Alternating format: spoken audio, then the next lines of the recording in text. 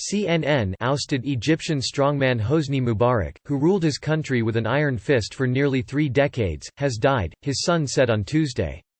He was 91. Indeed, to Allah we belong and to Allah we shall return.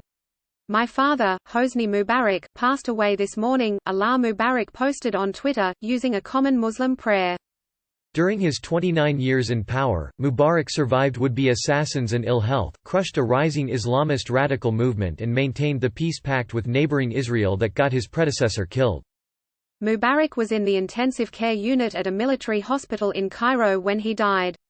He was in surgery on January 23, according to a tweet by his son Allah Mubarak.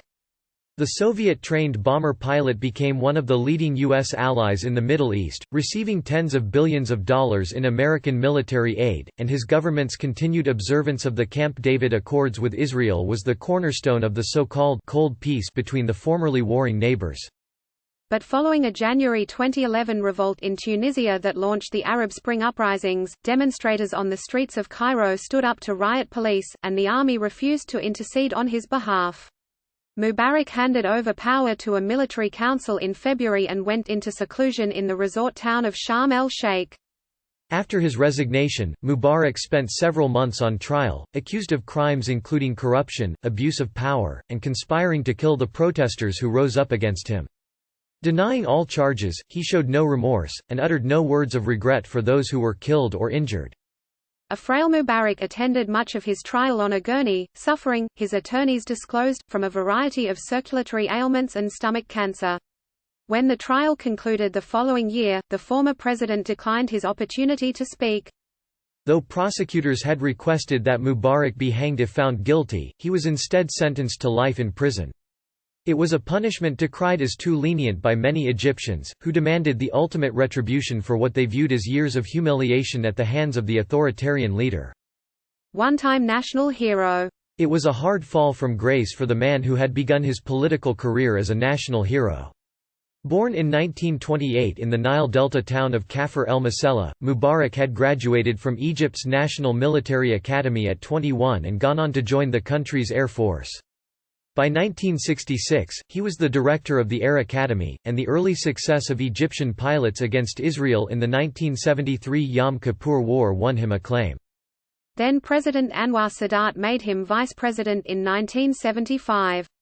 In that post, Mubarak led the day-to-day operations of the government, freeing Sadat to focus on international affairs, particularly his 1977 peace overture to Israel, which led to the 1978 Camp David Accords and a Nobel Peace Prize.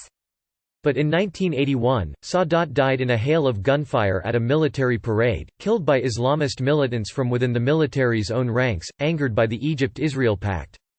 Mubarak, right, was sworn in as Anwar Sadat's successor on October 14, 1981, becoming Egypt's fourth president. Upon assuming office, one of Mubarak's first acts was to reaffirm Egypt's adherence to the accords. He then declared a state of emergency that barred unauthorized assembly, restricted freedom of speech and allowed police to jail people indefinitely, and he made extensive use of those powers in the decades that followed. Throughout his rule, he was accused of grave human rights violations by international monitors. In 1986, the Egyptian army waged a bloody crackdown on mutinying paramilitary conscripts, and an estimated 30,000 people were thrown in jail when jihadists carried out a string of attacks on tourists in the 1990s. Mubarak escaped multiple assassination attempts, including a particularly close call in 1995 when Islamist militants opened fire on his motorcade at a Pan-African conference in Ethiopia. Iron grip on population. During that time, however, Egypt remained a key Western ally, receiving more than $1 billion a year in U.S. military assistance and contributing troops to the American-led coalition that drove Iraq out of Kuwait in 1991.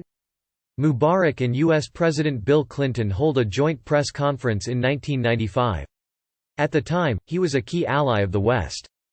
But Mubarak opposed the U.S. invasion of Iraq in 2003 and eventually grew frustrated with the foundering Israeli-Palestinian peace talks, in which he was a major player. And Washington became increasingly critical of the iron grip he kept on his population, particularly after elections in 2005 and 2010 that were widely criticized by outside observers. While economic development picked up in the last decade of his rule, in rural areas up to 40% of Egyptians remained mired in poverty, and the official unemployment rate was nearly 10%. Those conditions helped fuel the protests that toppled him, as they had in the Tunisian revolt that launched the Arab Spring. Until the very last days of his rule, Mubarak resisted naming a vice president, calling the succession of Egypt's leadership into question. Younger son Gamal had been seen as his likely heir in later years, but that arrangement was never formally cemented. As the uprising intensified, Mubarak turned to his longtime spy chief, Omar Suleiman, a figure trusted in Western circles for his assistance in battling the al-Qaeda terrorist movement, but widely feared at home. Mubarak named Suleiman vice president on January 29, 2011. On February 10, with the protests growing by the day, he announced that he was delegating much of his authority to his deputy but vowed to remain in power. The arrangement lasted barely a day. On February 11, Suleiman announced Mubarak's resignation in a one-minute televised address and turned over power to the armed forces. Acquitted over killings. During his subsequent detention and trial, the health problems that had long been the subject of speculation were finally revealed. A 2010 operation in Germany, ostensibly to have his gallbladder removed, had in fact been for stomach cancer, his lawyers said. The surgery had been extensive, with part of Mubarak's pancreas and a growth on his small intestine removed as well. Still, the cancer was growing. Ousted Egyptian President Hosni Mubarak seen inside a cage in a Cairo courtroom during his trial in 2012. Days after the 2012 verdict, officials said Mubarak's health was deteriorating in prison. Heart problems forced doctors to use a defibrillator to revive him. He was placed on a ventilator several times and slipped into a coma. But he survived and, during a series of retrials, was detained in a military hospital until 2017, when he was finally acquitted by Egypt's top appeals court on charges that he played a role in the killing of protesters, though the conviction on corruption charges stuck.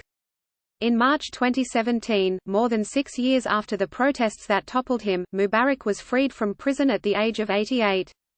In Mubarak's final years, his assets were unfrozen by a Swiss court and his family reunited.